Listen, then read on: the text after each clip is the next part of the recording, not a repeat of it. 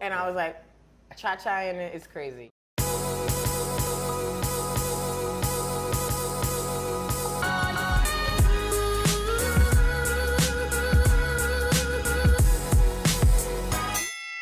Hey, I'm Ed Pokrovsky, and this is Defend Yourself, the only show where punches are thrown but never pulled. And today I'm joined by Sydnee Washington, stand-up comedian and one part of the Unofficial Expert podcast. Do you have any fighting experience? Absolutely not.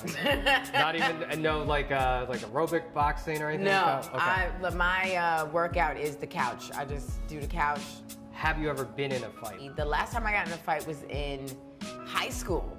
It was right before I was about to graduate, and this girl who was like picking on me, she basically tried to uppercut me, but she was so tall and I was so short I was able to duck, so she missed me. That was it? Yeah. So she missed you, and then what? Did you punch her? I ducked and I ran. Oh, you ducked and yeah, run? Yeah, you duck and run. Who stays? Smart. No, I get it. Yeah. I hear you. Come on. She was like 7'12". I couldn't fight that. So if you could challenge one person in the ring, living, dead, famous, in your real life, who would it be and why? Janelle Monáe. Janelle? Yes. Why Janelle Monáe? It was not even like a real fight. I just want to be in a ring with her. Oh, you just want to be in the same space? I just want to touch her shoulder. That's literally all I want to do. So yes. like, but what if Janelle came out firing? What if she came out like something? I'll take it. I'll take every hit. I'll be like, yes, Janelle Monáe, yes. I'll lay there. I'll take it. Okay, are you ready for round one? Oh yeah, I hope she's ready. Okay, here we go. I came here to win. Round one, here we go.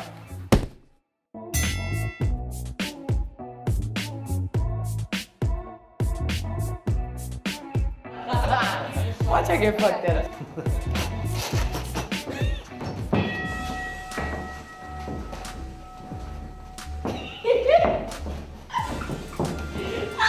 Oh my God, wait, this is too serious. Come on, get up! Don't let the hood see me now! That was round one. How do you feel? What do you think? Oh my God, that was not ready. I was not ready at all. You didn't think she was that, she was a real fighter? I was like, this is a joke. Y'all are kidding, right? This is funny. No, that was serious. It's stand-up comedy.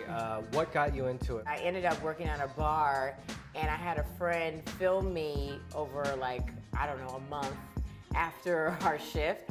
And she put this little compilation thing together, and she's like, bitch, you're funny. You should do something with this. What's one of the weirdest or toughest rooms you ever had to perform in? Ooh, okay, so I did this after work show, and there was a guy who had sunglasses on.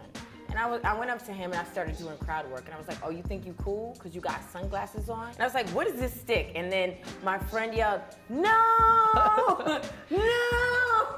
I was like, you think you cool? And then I realized, I was like, oh, he's blind. And I was like, you know what, I'm funny, I can still go with this. And I was like, hey man. And then I was like, you know what, you can't do crowd work on a blind man, let's not, yeah. How did he react to it? He laughed, he thought it was funny. That's good. He was like, I'm glad that you thought that I just blended in and I'm not blind. So you run the podcast with Marie Faustin, yes. Unofficial Expert. When people tune in, what's something that they can expect to hear? Like, what's the style of it? Well, everybody thinks there's an expert in something, so we interview people who think they're experts in shit that you don't need to be an expert in.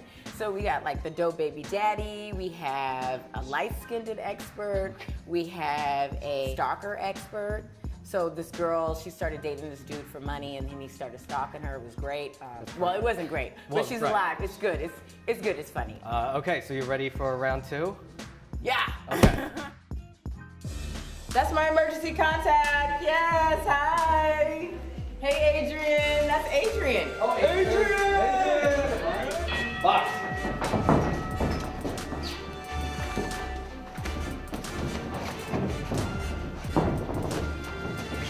There you go. Oh, that's fire. There you go.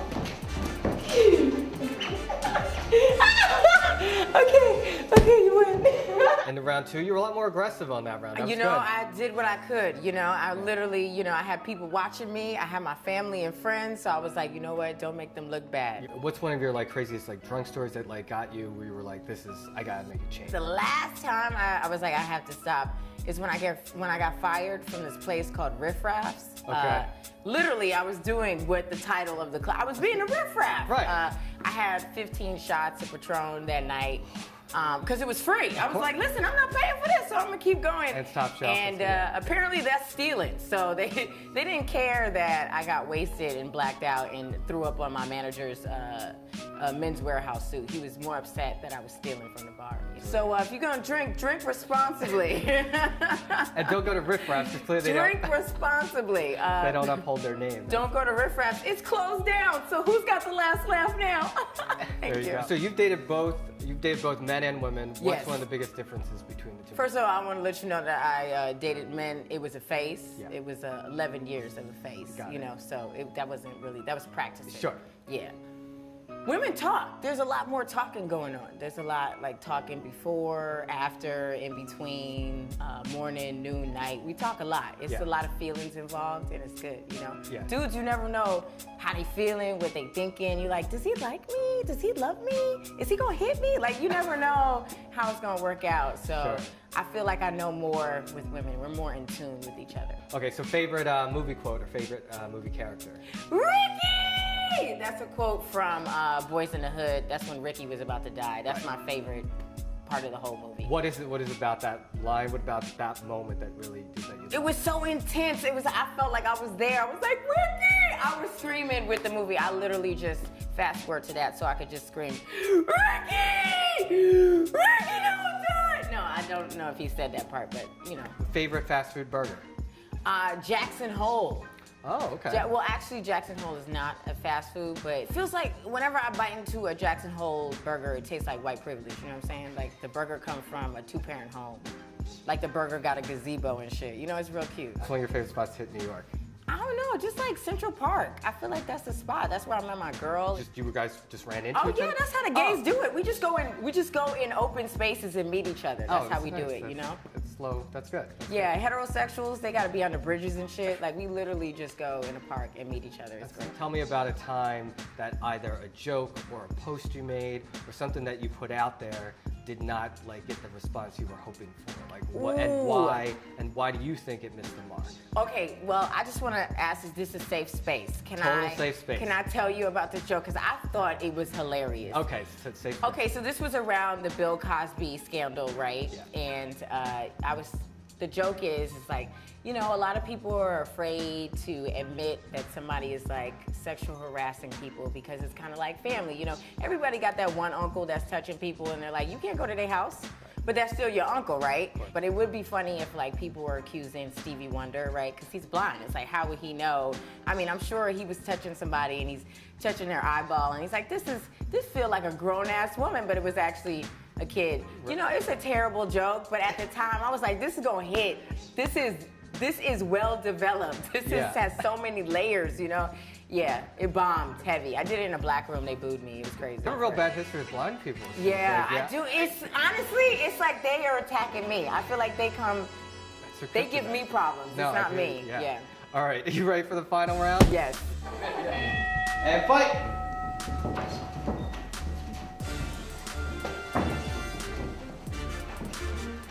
Oh!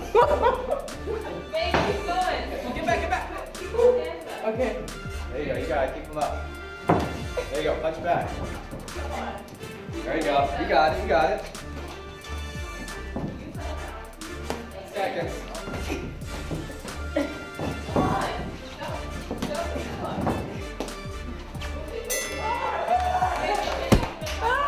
Okay, so final round, how do you feel? Y'all don't want me to win, do y'all? Y'all literally, did you see that?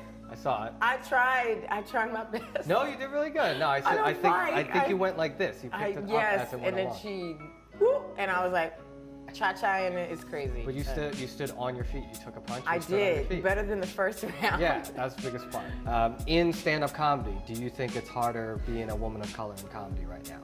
Yes, it is, especially everything that's going on with Monique and Netflix. It's just like, they claim that there's not enough of us that are doing big things to give us the opportunity to get enough money, like Dave Chappelle and Chris Rock, but that's not true. We're out here. I'm out here. I'm funny. Look at me. I mean, I'm getting there, you know? Yeah. But I know tons of women that are doing it right now. Yamanika Saunders, Zainab Johnson, Gina Yashir. There's so many, Michelle Buteau. There's so many that deserve, you know, just as much money as any other man that's on Netflix.